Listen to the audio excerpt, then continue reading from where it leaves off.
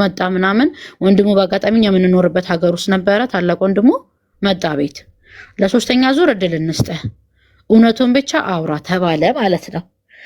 ዜን ከዛ በኋላ ምን ይላል እኔ ማይሆን ሱስ ገብቼ ነው ቁማር ጀምሬ ነው ይሄ ኳስ ቤቲንግ ምናምን የሚያስይዙታል አይደል እሱን ጀምሬ ነው 300 ሺህ ብር ቁማር ጀምሬ ነው 300 ሺህ ብር ደግሞ ለሰርጋችን ለኒካ ጊዜ አንዳንድ ነገሮች ወጪ ያወጣዋቸው ናቸው አለ ማለት ነው።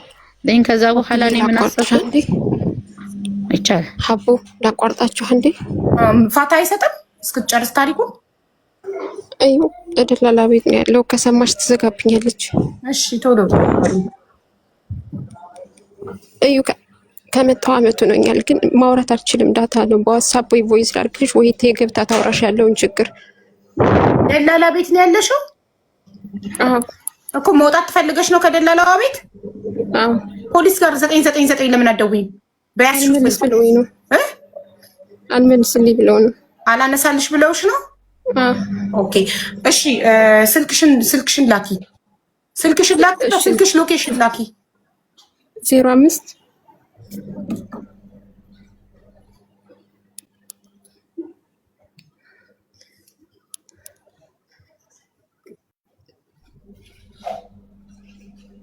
ዋትስአፕ አለሽ እሺ ፕላስ 971 05 እሺ 0561 0561 55 55 797 እሺ አሁን ሀይልሻለሁ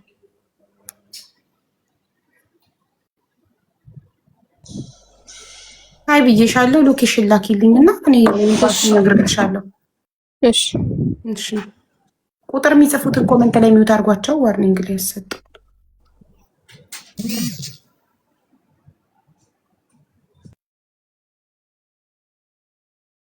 እሺ ቁቀጤ እሺ ከዛ በኋላ ምን ተፈጠረ ወንድሙ መጣ ምን ኖርበት ቤት ከዛ በኋላ እኔንም ማስቀመጠ እሱንም ማስቀመጠ በተደጋጋሚ እየዋሻ ነው ለመጨረሻ ጊዜ እድል እንስጥህ አውራ ተባለ ማለት ነው። ከዛ በኋላ ምን አለ እሱ ያው 300 ሺህ ብር መጀመሪያ ላይ 500 ሺህ ብር ጠፋብኝ ነው ግን አሁን ደግሞ ብሎ 600 ሺህ ብር አለና 300 ሺህ ብር የኒካ ፕሮሰስ ሎኬሽንሽን አሁን ላኪልኝና እኔ ለኤምባሲ ያስተላልፍልሻለሁ ኤምባሲ ይደውሉልሽና ፖሊስ ይጠሩልሻል ችግር ላይ ከሆንሽ እሺ ከዛን ያው 300 ሺህ ብር ኒካ ፕሮሰስ ላይ እያለን የነበረ ጊዜ የጨረስኩት ብር ነው 300 ሺህ ብር ደግሞ ያው ቁማር ተበልቼ ነው አለ ማለት ነው ሶስተኛ ሪዝን የዛኔ ሲል በቃ እንደዛም ሊሆን ይችላል ብለው ቤተሰቦቹ አመኑት ያው እኔ ግን በተደጋጋሚ እየዋሽኝ ስለነበር ልቤ ምንም ነገር ሊያምነው አልቻለም ለዛ ምን አሰብኩኝ በአጋጣሚ ሆኖ በቴሌ ብርና በኮሜርሻል ባንክ ነበረ ይሄ ቁማር የሚጫወቱበት ቤቲንግ ምናምን ይኳስና እኔ ያው በስራ አጋጣሚ ምክንያት ብዙ ስራ ቦታዎችን ሰራ ነበር ላይክ ኢትዮጵያ ኢንቨስትመንት ኮሚሽን ፌደራል ጠቅላይ አቃቤ ሕግ ምናምን ላይ ሰርቼ ስለማቅ በነበረበት ቦታ ላይ አክሰሱ ስለነበረ ይላኩላቸው ቁጥሩን አካውንት ነምበሩ ምናምን ከሱ ኋላ ቼክ አስደረኩ ማለት ነው ትራንዛክሽን ካለ በዚህ በቁማር 300 ሺህ ብር የገባ ካለ ብዬ ማለት ነው ዜን ሳይ ምንም አይነት ነገር የለም ስቲል ነው ሶስተኛ ውሸት ማለት ነው ከባድ ውሸት ፕላስ ደግሞ በቃ ውሸቱ እንትን ሲልብኝ የሆነ ነገር ተጠራጠርኩ ትዳር ልንጀምር አካባቢ ምን ይለኝ ነበር ከመጋባታችን በፊት 3 ወር ጠብቂኝ 6 ወር ጠብቂኝ እንጋባለን 1 አመት ጠብቂኝ ሲለኝ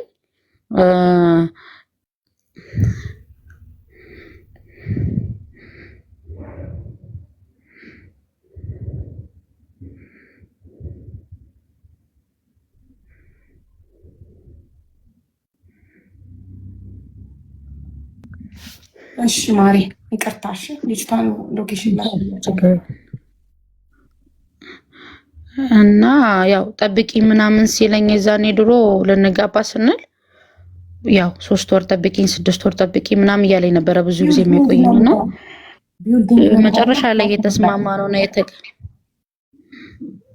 መጨረሻ ላይ የተስማማና የተጋባንበት ምክንያት ምን ነበረ? ያው እኔ ኢትዮጵያ አየር መንገድ ስራ አግኝቼ ነበርና ወደ አዲስ አበባ ስራ ለመጀመር በወሰንኩበት ሰዓት ላይ ነበረ መቶ የተጋባ ነው።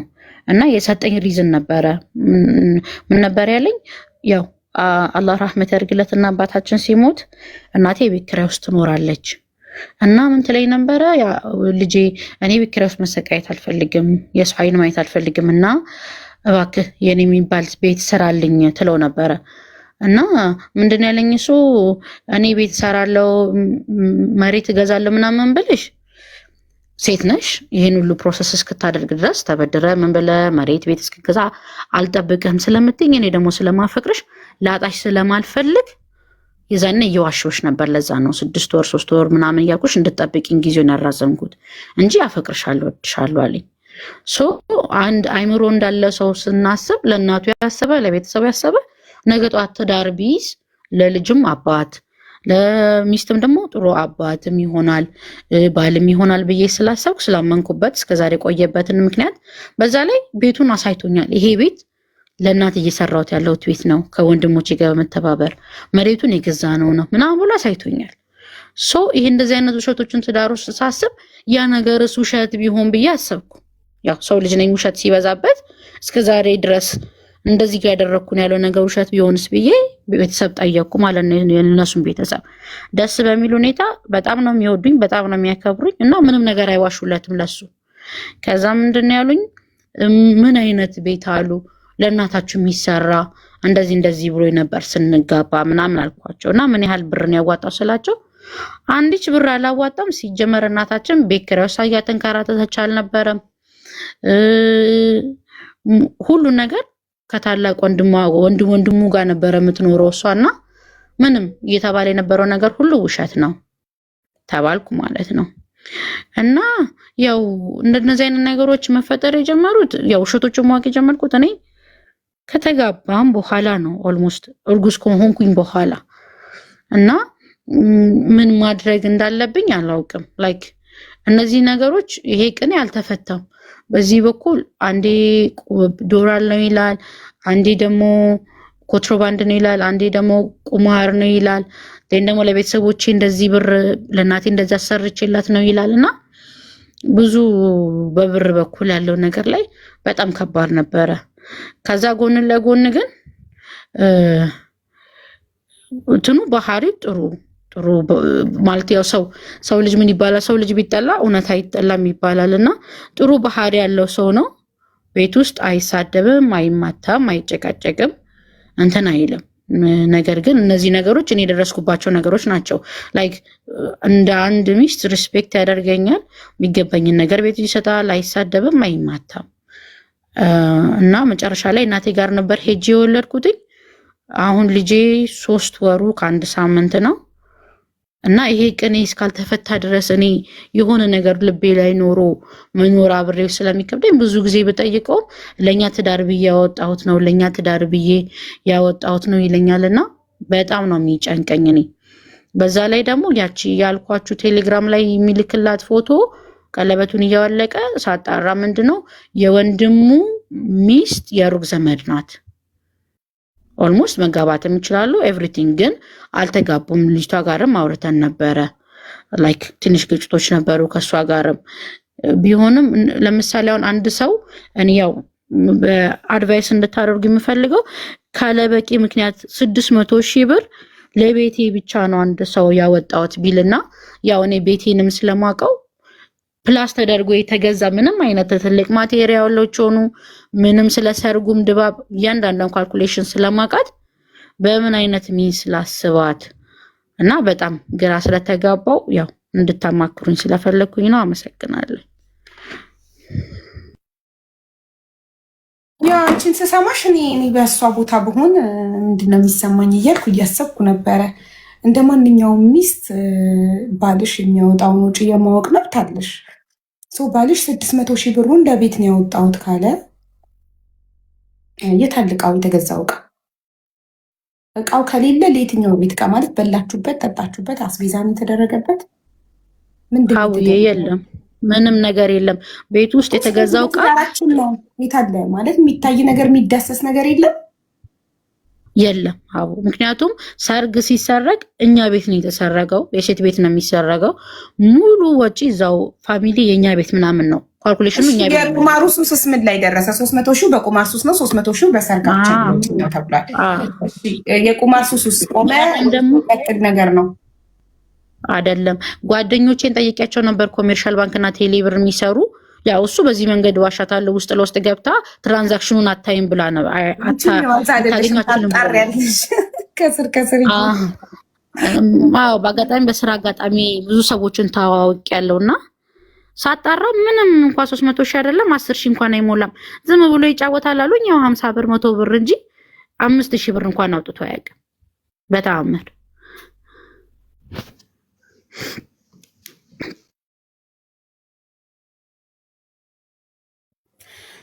እሺ ቆይ ስለ ገንዘቡ ራሱ አንድ ጥያቄ የሚያስነሳ ነገር ነው። ሁለተኛ ደግሞ ስለዛች ልጅ ቴሌግራም ላይ ቀለበቱን አውልቆ ፎቶ ስለሚልክላት ልጅስ አውርታችኋል?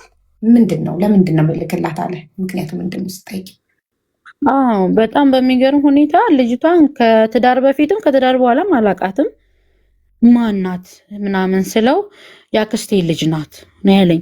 ኦኬ ያክስቴ ልጅ ከሆነ ታዲያ ቀለበት ማውለቁ ምን አስፈለገው? ፎቶ ልትላላክ ትችላለህ፣ ኢትስ ኦኬ። ግን ቀለበት ማውለቁ ምን አመጣው? ቃል ኪዳን ቀለበትህ ነው። 9 ፎቶን በ9 በተለያየ ቀን ነው የተነሳኸው፣ ልከህላታል ስለው ፎቶ ኤዲት እንድታደርግልኝ ነው አለ ማለት ነው። ፎቶ ኤዲት እንድታደርግልህ ከፈለግ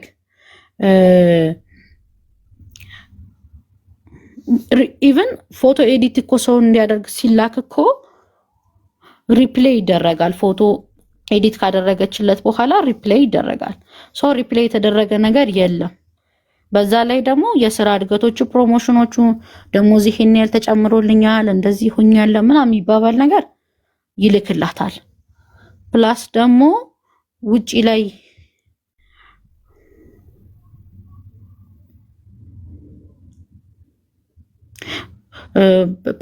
ውጪ ላይ እሷን እያዋራት ቤት ሲመጣ የእሷን ኮንታክት ይደልታል። ብዙ ነገር እና በቀጥታ ጠይቄው ነበር ስለሷም ምንድን ያለኝ አክስቴ ልጅ ናት። እኔ አክስቴ ልጅ እንዴት ማግባት እችላለሁ? እንደ እህቴ ናት፣ አብረን ነበር የምንኖረው ምናምን ብላ ይላል። እና እሱ ለምን እንደዛ ከሆነ ታዲያ እያዋራሃት ማጥፋቱን ለምን አስፈለገ? እኔ አጎቴን ልጅ ባወራ አላጠፋም። ኖርማል ኮንታክት እንዴት ይጠፋል? ኢቭን ስልክህ እንኳን ሪከርድ የለውም። ዝም ብለህ አዋርተህ እንኳን ላይ መተው ትችላለህ። ለምንድን ነው የምታጠፋው ስለው በቃ በጣም ተከፋ ምናምን። እኔ በአጋጣሚ ሆኖ አስተዋውቆኝ ነበረ ከእሷ ጋር በቀጥታ ጠየኳት ማለት ነው። ጠየኳት፣ ያው ሰላም ተባባልን ከእሷ ጋር። አቡዬ ልቀጥላ። ቆይ ልጅቷን እኮ እኔ ለኤምባሲ ፖሊስ እንዲጠሩላት ህይወቷ አደጋ ላይ ነው ብዬ ላስተላልፍ ስል ግን ቆይ ለምንድን ነው ህይወቷ አደጋ ላይ የሆነው ስላት ከቢሮዋ ጋር ተጣልተን ካንስሌሽን ስጭኝ ስላት 3000 ድርሃም ክፈይ ያለችኝ። አስባችሁታል? ለዚህ ጉዳይ ፖሊስ ቢጠራላት ራሷ ናት ችግር ላይ የምትወድቀው። በስንት ወርሽ ነው ካንስሌሽን የጠየቅሽው እና 3000 ድርሃም ቢሮዋ ክፈይ ያለችሽ አልኳት። እኔ እኮ ህይወቴ አደጋ ላይ ነው ስትል እየተደበደበች ወይ የሆነ ነገር መስሎኝ ደንግጬ ነበር። ልክ ካንስሌሽን ፈልጋ ነው።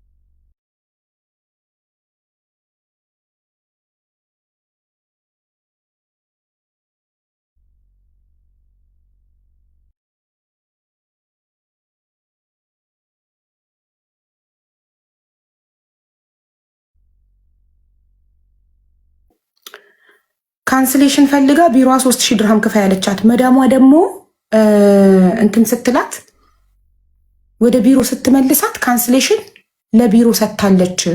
ስለዚህ ኦልሬዲ ማዳም በነፃ የሰጠችውን ካንስሌሽን ለምንድን ነው እኔ 3000 ድርሃም ለቢሮ ምከፍለው? በቀደም ታሜን ጠርቼ እዚህ ጋር ጠይቄው አንድ ሰው በቢሮ ሲመጣ በ2 ዓመት ኮንትራት ከመጣ 2 ዓመቱን እስኪጨርስ ድረስ ቢሮ በነፃ ይለቃችሁ። ሰዎቹ ሲመልሷችሁ ለሰዎቹ ይህን መብታችሁን የማታውቁ ሰዎች ካላችሁ ሰዎቹ ሲመልሷችሁ ለሰዎቹ ቢሮ እናንተን የሸጠበትን ለምሳሌ አንድ ቢሮ አንድ ሰራተኛ አምጥቶ ለአረብ ሲሸጥ በ5000 ድርሃም ይሸጣል አይደል? በ5000 ድርሃም ለቢሮ ሲሸጣችሁ ለአረቦቹ አረቧ ካልፈለገችሽና ካልተስማማችሁ ነው ወደ ቢሮ ስትመልስሽ ወይ ሰራተኛ ይቀይርላታል ወይ ብሯን ትመልሳለች።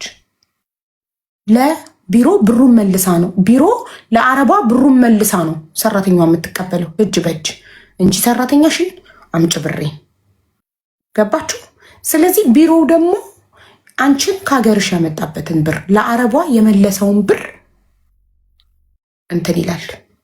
ለአረቧ የመለሰውን ብር አምጪ ብሩን የመለስኩትን ይላል። ስለዚህ ካንስሌሽን ከፈለጋችሁ ለቢሮ ብር መክፈል ግድ ነው። በነፃ የሚለቃችሁ ቢሮ የለም። እዛው ማዳም ጋር እያላችሁ ማዳም ቢሮ ሳትመልሳችሁ ግን ካንስሌሽን ከፈለጋችሁ 7 ወር ካለፋችሁ ሌበር ኦፊስ ደውላችሁ ከሌበር ኦፊስ ካንስሌሽን መውሰድ ትችላላችሁ። እዛው ማዳም ጋር ሆናችሁ ቢሮ ሳትመለሱ። ቢሮ ከተመለሳችሁ ጉዳዩ አለቀ። ከቢሮ ጋር ነው የሚሆነው። ስቻችሁ በኋላ ቢሮ በነፃ ይለቃችሁ። ቢሮ ቢዝነስ ነው። ገብቷችኋል? ተቋርጫለሁ እንዴ? ያለሽ 7 ወር ሳይሆን 2 ዓመት። በቀደም ታሜን ጠርቼ ጠይቄው ነበር። ትክክል 2 ዓመት 2 ዓመት እስካልጨረሳችሁ ድረስ በነፃ አይለቃችሁም። ቢሮ ቢዝነሱ ነዋ። የሌበር ቁጥር 884 80084። ስለዚህ አሁን እህታችን ከቢሮ ለመውጣት 3000 ድርሃሙ ለቢሮ መክፈል አለባት። እንደውም 3000 ድርሃም ሳይሆን 2500 ነው መሆን አለበት የዓመት። ኦልሬዲ ሴትዮዋ ጋር ዓመት ሰርታ ነው ከሴትዮዋ ጋር ተጣልታ ሴትዮዋ ቢሮ የመለሰቻት። አሁን ቢሮዋ ደግሞ መውጣት ከፈለግሽ 3000 ድርሃም ካልሆነ አትወጭም ነው እያለቻት ያለችው። እኛሳ ብናመጣ ሀቡዬ እህቴ ላመጣ ነበር። እህትሽን መዳም ጋር ብታመጫት ያለ ኤጀንሲ ያለምን ባትስማማ እኮ ቤት የመቀየር መብት የላትም። መዳም ታሳፍራታለች። ድሮ 7 ወር ነበር። አሁን አዲሱ ህግ 2 ዓመት ኮንትራትሽን መጨረስ አለብሽ። አይ ልጅ ታቦ ይሰርጋለች።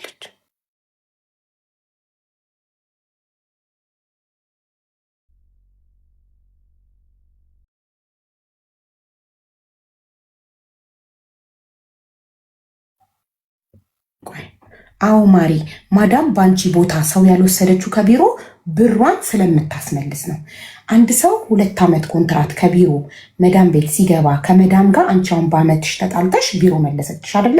ካንስል አርጋሽ ቢሮ ስትመልስሽ ቢሮ ለማዳም ግማሽ ብር ይመልሳል። ለምሳሌ 5000 ድርሃም ከሆነ አንቺን የገዛችው መዳም ከቢሮ 2500 ድርሃም ይመልሳል።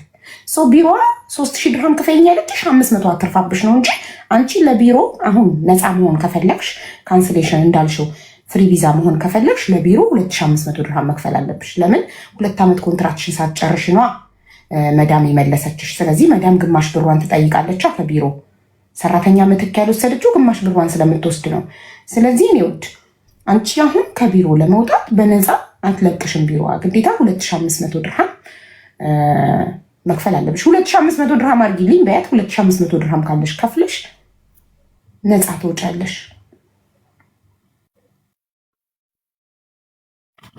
አቡዬ እርዳታ ብር አይደለም በማርያም ደላላ 100,000 በልቶኝ ነው። እና ማስረጃ ካለሽ ለምን ሄድሽ አከስሽውም ታዲያ?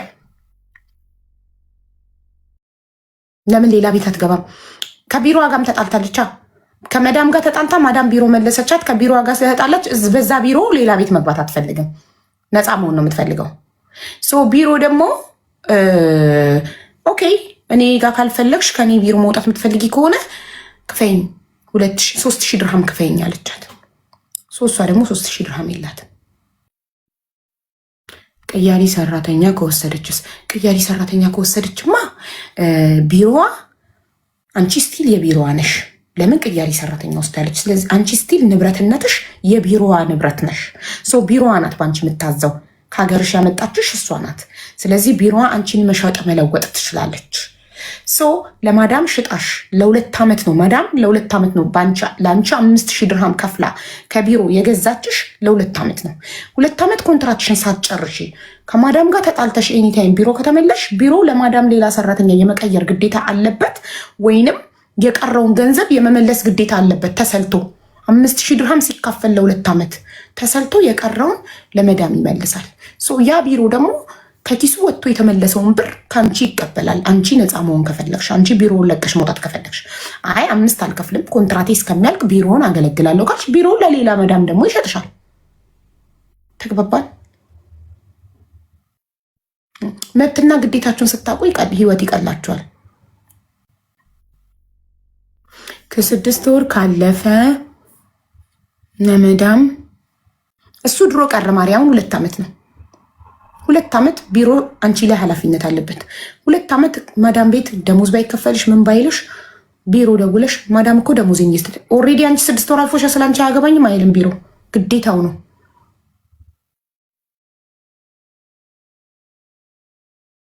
ስለዚህ መክፈል ካልፈለገች የግድ ተታርቋ ሌላ ቤት መግባት ነው። አዎ ካልፈለገች ለቢሮ 3000 ድርሃም መክፈል ካልፈለገች ቱ ቢሆንስ 3000 ድርሃም አልነበረም መሆን የነበረበት 2500 ድርሃም ነበር። ቢሮ 500 ድርሃም ጨምራባታለች። የ1 ዓመት የ2 ዓመት 5000 ድርሃም ሲሆን የ1 ዓመት 2500 ድርሃም ነው። ቢሮዋ 500 ድርሃም ፈርቅ ይዛባታለች ጭማሪ ጨምራ